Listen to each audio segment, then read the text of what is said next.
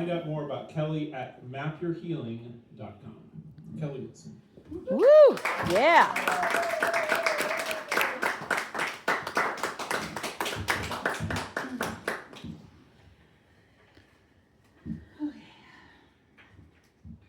One hot, boring August afternoon, I decided to organize my chaos and go through my boxes in the garage. Not my garage, my roommate's, Amy, the friend who told me a year and a half before I left my abusive relationship, I have a place for you. When you're ready, say the word.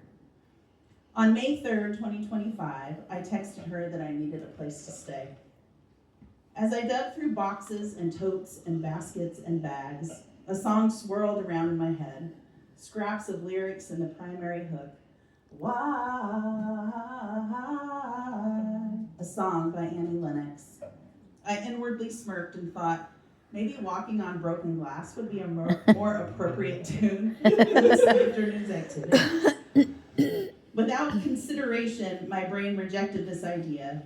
The tune and the word why provided a soundtrack to my shuffling and lifting and carrying and constantly moving these boxes. Moving day was officially July 11th, fully 2 months after I left. I delayed the move, not because I didn't want my things, but because the last year of the relationship left me feeling shattered. I had taken years of targeted abuse and needed time away to heal and recover. The insults disguised as compliments, the unexpected rages followed by uneasy calm, the waiting and watching, pins and needles, never knowing when an eruption might occur, the veiled threats and blame, throwing things, inability to have a conversation about anything but the most superficial subjects, absolute refusal to accept any kind of responsibility or accountability, punishing walls of silence, a profound lack of empathy. It started with a yelling incident in December 2023. Right before we got on a plane to fly home from New York City, I had gone to the bathroom, gotten distracted by a store, looked around, and then came back. He was mad that I had taken too long to go to the bathroom. He raged at me, "Where have you been? Now we won't get any overhead bin space." I don't know what else he said. He physically loomed over me while I stared at him, stunned, and began to cry. I could not look around at the surrounding people. After we got on the plane, he settled in and acted as if nothing had happened, that everything was fine. It was like Jekyll and Hyde. That was the beginning of the end. Not that it wasn't all leading up to this. It's just the point at which I realized and internalized that, oh shit, something is really wrong. Looking back, I think it was that I was starting to see behind his mask. The last year and a half has been hell. At one point, I felt as if I was in physical danger from him. I have spent that year and a half constantly physically sick and in pain. My face and body puffed up with cortisol, and I felt constantly tired, no matter how much rest or sleep I got. I gained weight, I could not lose it, no matter what I tried. Depression, a constant friend of mine, got remarkably worse. My left hip became inflamed, leading to pain shooting up into my back and down into my leg, and I could not walk or sit or stand comfortably for weeks. Fluid collected in the back of my skull and neck, locking them together. During the last few months of my marriage, the pain was so bad in my neck and shoulders that I could not easily move them. I tried to treat the symptoms, but they wouldn't go away, and doctors couldn't find anything wrong. I felt like I was going crazy. I had no energy. I was deeply, deeply depressed. And I had no money, no job, and my business was bleeding. On May 3rd, 2025, we went camping, and he yelled expletives at me in a pub during dinner. Later, he acted as if everything was fine and told me that he is not the problem, I am the problem. Because of the work that I do, I have heard this language from clients regarding stuff they're dealing with in their own relationships. The phrase, "you are the problem," snapped my brain like a rubber band.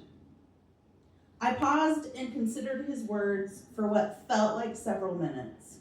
He said nothing. I looked off into the distance and made a decision. My gaze pointed back at him. I said, well, then, if I truly am the problem, there is no logical reason to continue this relationship. I packed a few bags and was gone within the hour. Amy insisted that I take her bedroom, a sanctuary with a bed that raised and lowered with a remote, an overhead fan, a sliding glass door, and a patio, an attached bathroom with a huge bathtub, a TV. Besides somehow continuing to work, I primarily stayed in that room for a week and a half. In between sobbing, I typed his behaviors into ye olde Google. The same word kept appearing over and over again. Narcissist, narcissist, narcissist. I felt like a huge fool, an idiot. So many red flags that I didn't recognize or I simply ignored. So much that I took at face value because I was somehow naive and too trusting. But none of it was real. It was all a performance. I felt heartbroken and devastated. I felt rage. I felt massive relief. The shame was suffocating. As the days wore on, I noticed that my body was no longer in pain. I could move my neck. The headache stopped. I could walk, sit, stand easily. The depression lifted, replaced with grief, sure, but that I can process much better than feeling dead inside.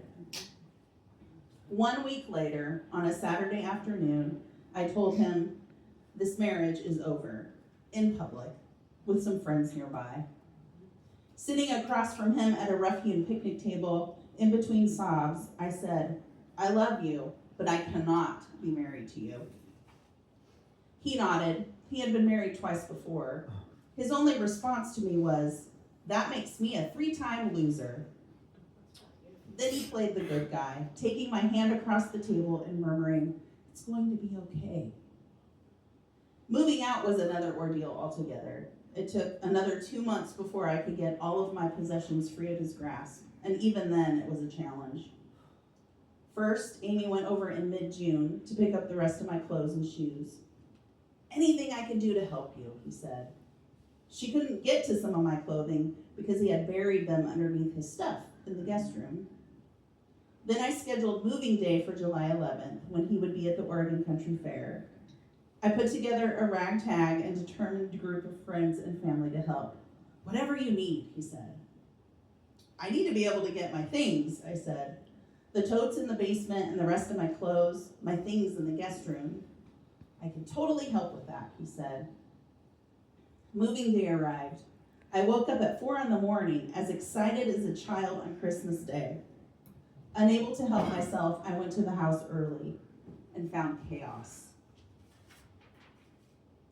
Where there was once an organized guest room with boxes and totes of my things, there was a floor-to-ceiling mess.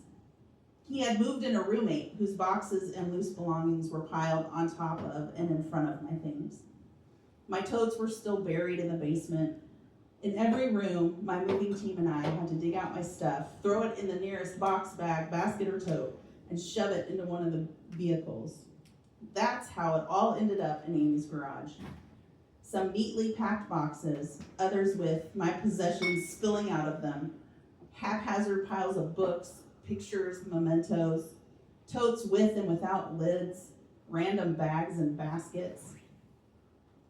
Since we had crammed everything in the garage, leaving strategic walkways in between piles and stacks, I had worked on moving my things to a designated area against the far wall.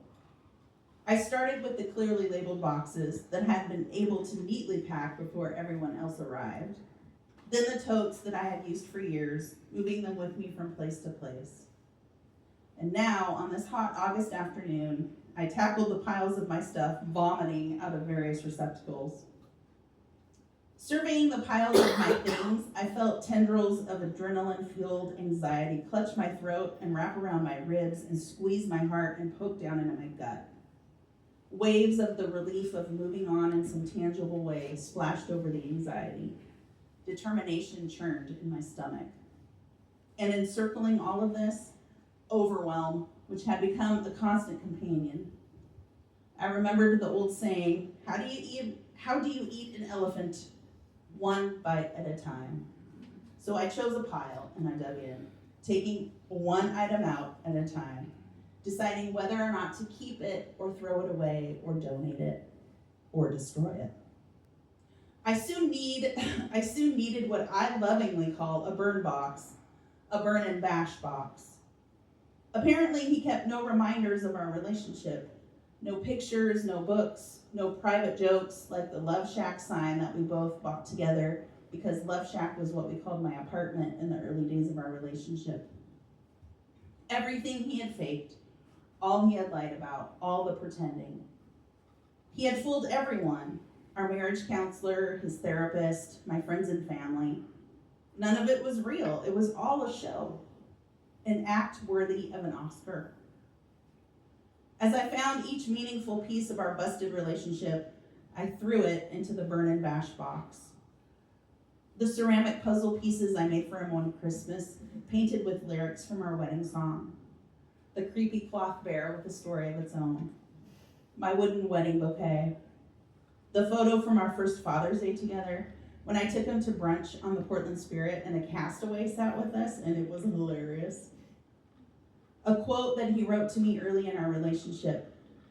And I loved his words so much that I framed them. We're not here to cause each other harm, he said.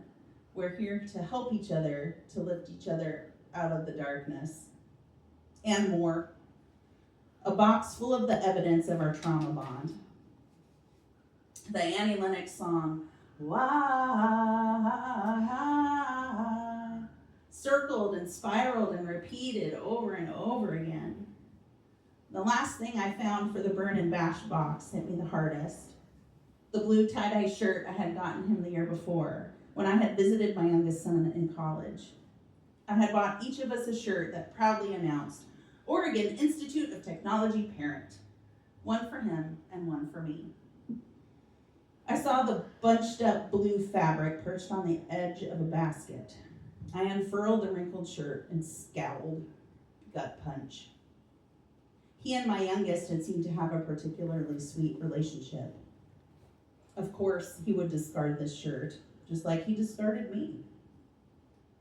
Later that day, when I left to comfort myself with enchiladas and tacos, I listened to the song and took note of the lyrics, and the swirling in my head earlier made sense. This is the book I never read. These are the words I never said.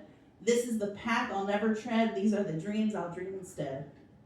This is the joy that seldom spread. These are the tears we shed. This is the fear. This is the dread. These are the contents of my head. And these are the years that we have spent, and this is what they represent. And this is how I feel. Do you know how I feel? As the hot afternoon faded into a warm evening, I pushed aside what still needed to be organized. I carefully placed the burn and bash box on the top of a tall pile of my organized boxes. Confident that there would be more to add to the box, I tossed the lid aside. I decided to save my burning and bashing for my birthday in mid-November. I am a Scorpio. Scorpio season is coming.